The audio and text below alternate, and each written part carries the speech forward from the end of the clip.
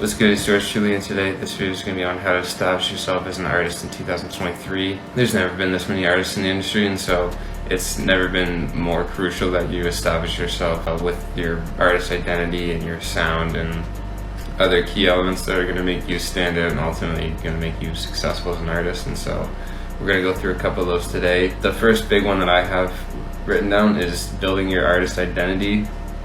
You want to make sure that what you're marketing is what you want to market. And so, like I said, the best way to look at this music stuff is in terms of a business. And so you got to figure out how to market your product as efficient as you can, and you are the product. And so, you know, what do you want to put forward to your audiences in terms of you as an artist and your style, and you know, the type of clothing you're wearing and aesthetics you're putting forward and stuff, music videos. So that's definitely number one in terms of, in my opinion, importance, because ultimately that's what your fan is buying into. You know, think about why you like the people you like and what you like about them. So think about that and replicate that. That's number one. Number two is building your sound, and that plays into building your identity and stuff like that. Building your sound is crucial, and it depends on where you're at in your artist career. So it definitely depends on where you're at in your artist career. If you're just starting out, if you just started making music within the last 6 months to a year, I highly suggest you record 100 songs and release your best 5 out of that as your first EP. In that process, you're going to learn how to self-record, how to self-mix and master, how to find your actual sound, what you like and what you don't like, and comparing that to recording 100 songs at the studio. If you record 100 songs on your own, in your own studio, like in your own self-made studio, the knowledge that you're gonna have at the end of that span is ultimately the key of what we're kind of getting at here, is developing your sound and your artistry, so to speak. If someone else is creating and developing your sound for you, you're not really creating your sound. Like you're developing your writing, you know, you're developing your lyric writing and stuff like that, but the actual production of your sound overall should come from self-mixing and mastering and recording. And so I definitely think that's a big element of developing your sound as an artist. And so if you've already been doing that for the last 2 years, there's not really much more to say to you other than, you know, staying true to yourself and not trying to be someone you're not. And you know what I mean? That's ultimately going to be reflected in your fans' perception, because they're going to be able to. It's easier to buy into someone who's more true to themselves, rather than, you can tell who's not, you know what I mean, who's putting out stuff that's not them, or whatever the case is. It's why you don't like them and stuff. So it's the reason you like the people you like is because more or less it's more so them.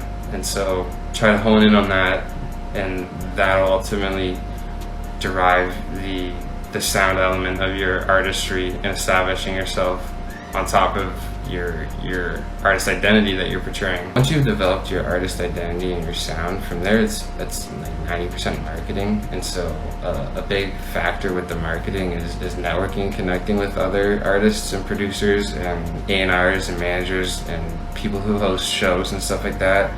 You need to start asserting yourself within the industry and sort of making your name for yourself. If you're just sitting on the outskirts of the outlines and you're not really engaging or involving yourself, then there's really, you know, unless you're like the best ever, no one's gonna really give a fuck, and no one's even gonna know about you, because there's 90 other people who are in communities engaging. So big part of it is finding the community that you want to be a part of, and you know, asserting yourself within that and becoming part of it and rising to the top of that, and finding other people that have like-minded mindsets to you, that are working hard and stuff like that. That'll ultimately go a long way in the development of you.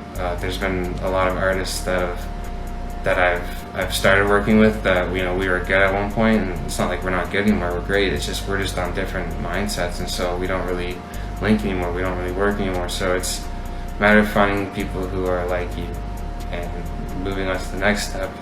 Creating high quality production with them is the next thing. You need to be investing in your music, and whether it's in the equipment you record with or the production element of it, higher quality music videos, better beats, purchasing features from bigger artists. You need to be doing all these things and then amalgamating those together into what you would kind of deem a rollout. Rollout is definitely very important when it comes to releasing music. Definitely now in 2023, it's definitely quality over quantity, it seems like. But that's not to say that you should be releasing only 4 to 5 songs a year. You know, there's people who are releasing 4 to 5 to 6 EPs a year. So, you know what I mean, definitely staying up with the quantity, but also increasing and adding in the quality on top of that will highlight it and definitely make people go look at your extensive discography.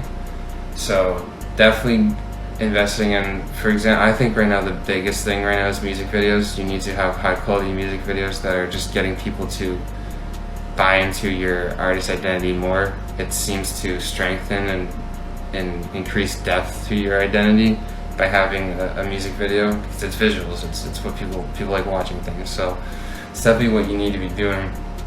And if you can correlate that with for example, like a big feature for someone, you know what I mean? If you're near a big artist and you can pay them a couple extra $100 to come out and record something with you, that looks really good for you. If you know you're seen with the bigger artist rather than just a cosign. Even cosigns are good. You know, if you can pay for someone for a cosign, that's do it. But that looks really good for you, and overall is going to assert you into the culture more. It's ultimately really about marketing yourself as if you are already a part of the music industry culture, and that you're sought after, and that, you know, you're the next big thing. That's definitely what the whole goal this year. So the last thing I think that's super important in establishing yourself as an artist in 2023 is hosting. It sounds kind of silly, but I think this ultimately ties together everything that I've been talking about here today, and I don't think that everything I've said today is on paper the algorithm to success as an artist. I just think that these are key components to establishing yourself as an artist and ultimately being taken seriously. And so, like I said, if you develop your artist identity, your sound, you have a professional online infrastructure that asserts yourself as, like I said, professional, you're taking it seriously, you're affiliated, you're networking and connecting. People who go to your profile can see this very easily, and that you have high quality, consistent production and content, and you're also affiliated with bigger artists that you've invested in features with. That is all good and gets tied together with the hosting. So if you were to be hosted on Elevator or Waveguide or any other YouTube channel or hosting platform that will host your music video, it's going to ultimately expose you to a wider audience and further make you more professional looking and further cement you within the culture. And I think that those are all the things that we're looking to do here.